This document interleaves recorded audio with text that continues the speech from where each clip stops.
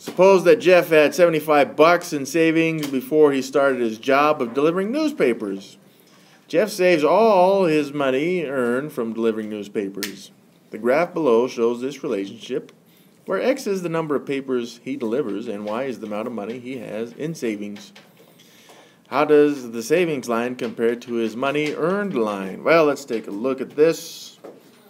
Some of you guys may be able to tell already the difference between these two. So compare these. When we talk about comparing lines, we're really just talking about where they start.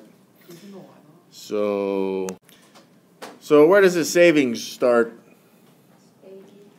Well, we don't know exactly where it starts looking at this graph, but it's definitely not at 0, which is really the most important thing we need to look at here, okay?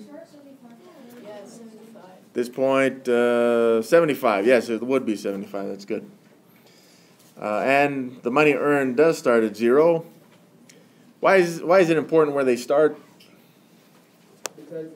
That is correct. If it's through the origin, then it would be considered proportional.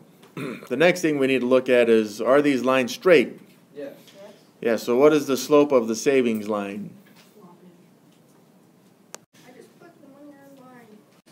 So the money earned line is proportional. The total savings one is not, but they both have the same slope, which we already found to be 5/2.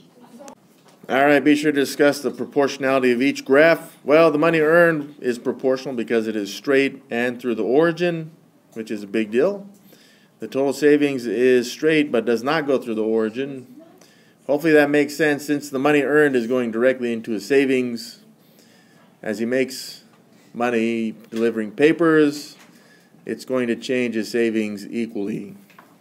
So which line is proportional? The money earned is.